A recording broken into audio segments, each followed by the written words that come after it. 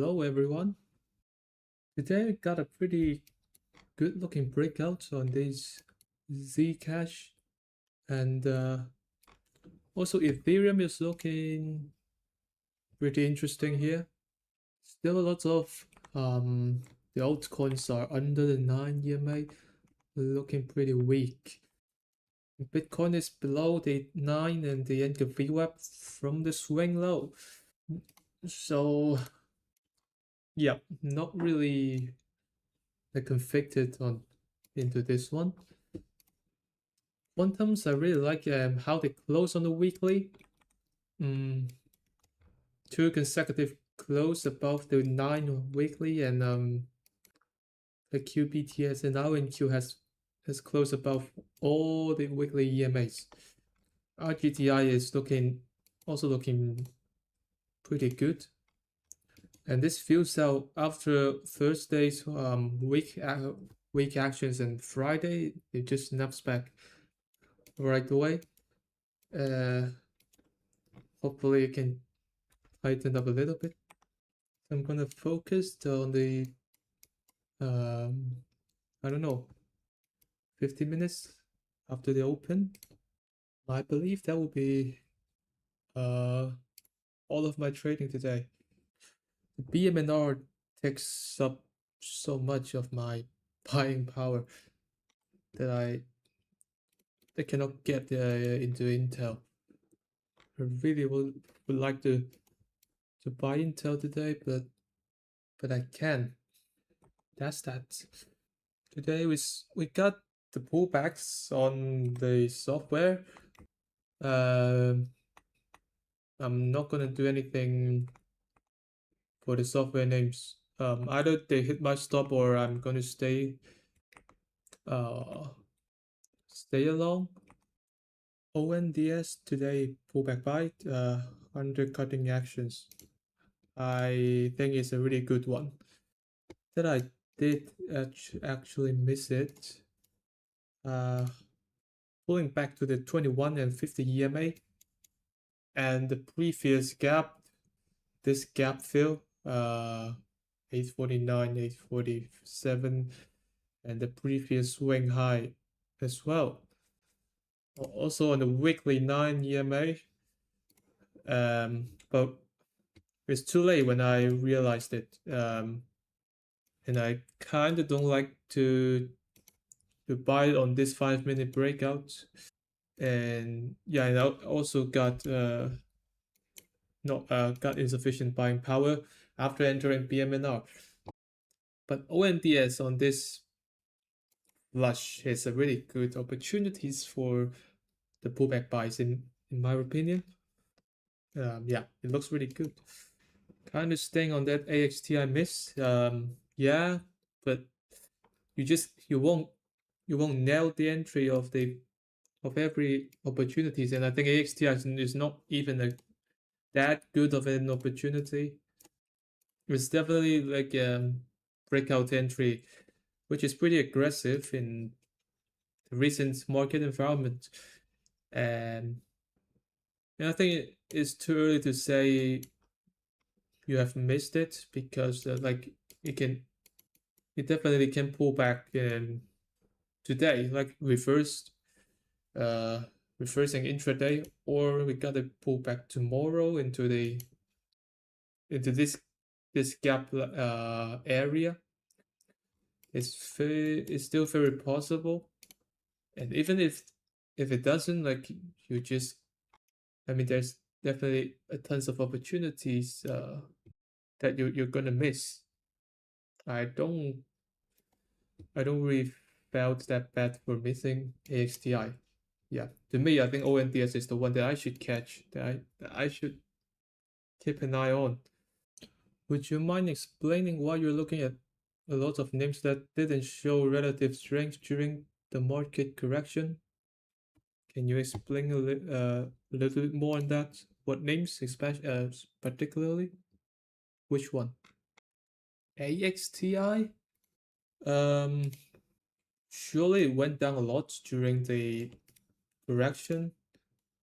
But look at its rebound. This rebound has it has already doubled from the more than double from the bottom of this correction, and now it's back above all the EMAs. And if you also zoom out and look at the weekly chart, um, this is a pullback into the rising 50 EMA, undercut and reclaim final support, and now back above all the EMAs. And it has shown huge relative strength during the bounce compared to all the other, no matter, not only like semi names, like I think 99% of the stocks out there, and it's showing huge volumes during the bounce, and I really like the high liquidity of the name compared to its market cap. So it's trading like more than $1.5 billion volume at like a 6 billion market cap. It is a sign of like a speculation. Like this thing is I think it's the main focus of a lot of maybe hedge funds or any big like smart money, no matter what strategies they're trading. But you can see like there are lots of people trading this name, and to me it's a good thing. Yeah, it's a good thing. How do you prepare for pullback buys? What is your trigger? I don't see you put any alerts on TradingView. You have a mental price during daily scans. How does it work? Yeah, mostly I'm just using the mental alerts. Generally for pullback buys, I would put them into the main watch list first. Like most of them are the strong names like AMD. If AMD pulls back into maybe the rising 9, rising 21, or any supports level in the coming days, then I will probably not notice that. And yeah, and I'm just doing it manually. What would you want to see in software's price actions to buy the correction here? So first, IGV is pulling back into the anchor VWAP, and also the anchor VWAP from this gap up in the 9 EMA as well. But to me, I would consider the 9 EMA and the anchor VWAP will be a pretty strong support level in the short term that the software sector could find support and bounce back up. So if to me, if software continues to dip, like trying to go below the anchor VWAP today, like if the next 60-minute candle, we got hopefully a fast breakdown, and then showing certain kind of supports or bounce after the breakdown, that will be a possible entry to me. Although because I probably can't enter any because I don't have any buying power left. Yeah, that could be a potential entry. The second maybe tomorrow, if tomorrow we got another pullback, or we open below the 9 or the end of VWAP and then quickly reclaims it. A lot of software names like Twilio is right at the 9 EMA as well. So yeah, to me, I don't think software is doing anything wrong right here. I am gonna trust my stops. Can you explain what's your entry point on RKLB and AOI? RKLB, I bought the 1 minute opening range breakout. I think it's a little bit I bought it near the close of this 1 minute candle. Maybe right after the close of this 1 minute candle. Kinda like an anticipation of the opening range breakouts. And it's a really strong bounce off the lows. and also like the 5-minute, 15-minute, 16-minute pullback into the gap area, the EMAs, and the daily looks pretty good as well. And most importantly, there will be the space theme is doing pretty good in the past days and weeks that I've talked about that last week as well. AOI would be on this day, 11th of August, the pullback into into this gap area. And also, if I'm not remembering wrongly, that will be the anchor VWAP from this day, this day. So why anchor VWAP from this particular 31st of July? That's simply because it has shown support in this day on 6th of August. So on 11th, this is the second time that AOI revisited this anchor VWAP as and also into this gap level. So I just bought the 5-minute candle breakout. Are you consider trimming some? No. You explain on your entry on circle as well. And circle is the only one that I raised my stop, but I'm gonna explain it a little bit later. I think circle, this one is I treat it as the crypto play that I think back in 11th of August, it'll be this day here. Maybe not, but yeah, I think before 11th, I'm treating circle as the crypto correlation play. But I think like after 11th of after that, I think I'm just treating this as the software, one of the software names right now, and I've tried entering circle like back here when it's at the lows, but I got stopped out on 6th of August, and also I think I've also got stopped out on 10th. I'm not sure. I think so. And I didn't buy it back. And on 10th of August, on this day, it has shown pretty decent actions on the rising 21 and the rising 9 after the first close above them. So to me, I consider the reactions on both Friday and Monday are pretty solid, and I think it could be a potential setting up a potential uptrend on this space. Yeah, and then I just bought the 5-minute breakout on this. Yeah, a very clean 5-minute breakout on intraday here. Stop is around 1.5%. Yeah, and I raised my stop on of circle on I think on the 13th. No, not Thursday, probably Friday. I think probably Thursday after I end the stream, like when circle's starting to pull back and lose and lost the 9 EMA on the 16-minute charts, and together with the crypto weakness. So and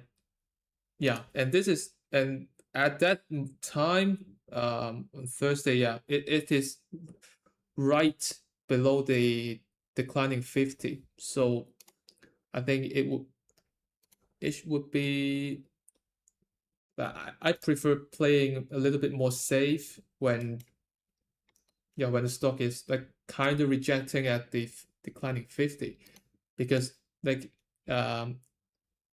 definitely the close on that day is pretty strong, but intraday it has shown some weakness, and it looks like it would be like a rejection of the 50, and it looks like a short. Actually, it looks like a short to me intraday. So and then I zoom in, and you can see like it has shown some support on the rising 50 EMA on the 15-minute chart, and also like this ascending trend line as well. So I think it's reasonable to like set a stop a little bit below the rising 50, and also below the opening range lows of that day. And circle never stopped me out. Yeah, after I raised my stop. Are you trying to switch to position trade philosophy for holding your positions? Uh, yes, I think so, and especially we like Q's has just recovered from a pullback or a correction, and I believe that this is the best time to really like position trade your stocks, to do position trading. Mind me to ask why you're so obsessed with the crypto names. They don't like having any strength. I've explained several times why I'm interested in the cryptos names. In short, I really like the weekly chart, and I think that could be a really high like potential asymmetric risk reward right here. Do you follow the exit strategy when the daily candle closes below EMA 9 and 21? If so, do you close it off before the market close or on the next day itself? Yeah, and that's a good question because I rarely watch the close. Uh, so to me, it's really hard to define my exits based on the close below a certain EMA. And in my adaptation to it would be setting a hard stop slightly below a certain EMA, and let's say like crowd, but although I'm not raising my stop on crowd, but if I have to, so let's say I am using the 21 EMA to trail my crowd position, then probably I would put my stop like maybe a little bit below the 21 EMA.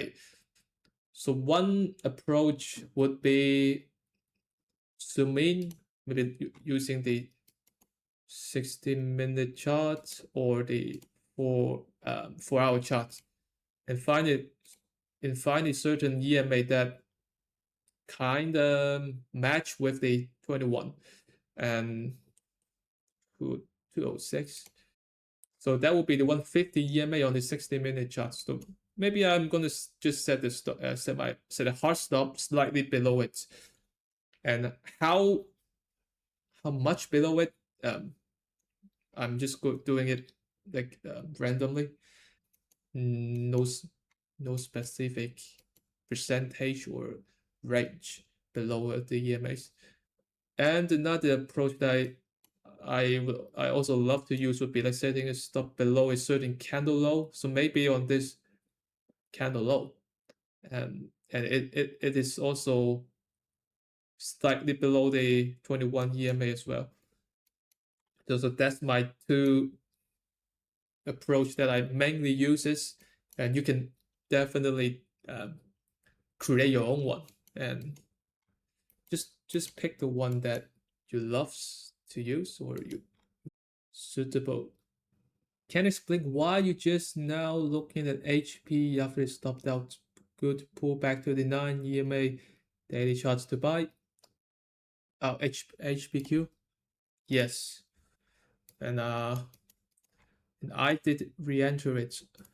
So HPQ is one of the names that is showing relative strength. I think during the pullback and also after the and also during the bounce after the pullback as well. And why HPQ today, why the 9 EMA pullback really attracts me today would be how it the reactions on the 9 EMA after during this whole uptrend of the lows. This is the last close at the below the 9 EMA, and since then HPQ has served the 9 EMA like perfectly all the way up, and it has undercut it for like a few times, also on this 60-minute 50 EMA. So today we are at the same EMA on the 60 minutes and also the daily 9, like the daily. They probably look similar because of like the time frame difference. Like I think that 60-minute 9 EMA is like really similar to the daily 9. So yeah, this is the first thing, and also the major reason that I really like to re-enter HPQ at the lows. And finding supports at the lows. So I only got like 1/4 of my position on the 15-minute breakouts because I'm using limit order to this time. And then I got the remaining part on the candle after the breakout candle.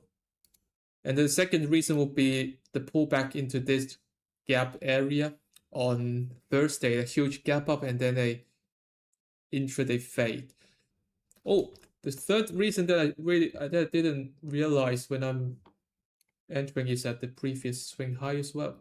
That will be and also this two little swing high as well. And yeah, it looks pretty good actually, much better than I thought.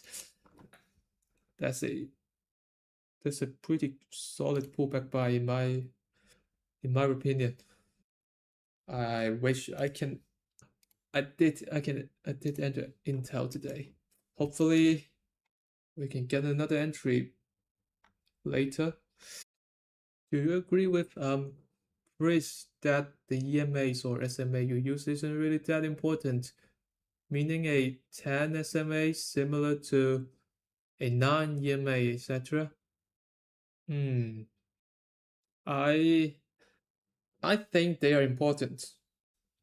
I think they're important based on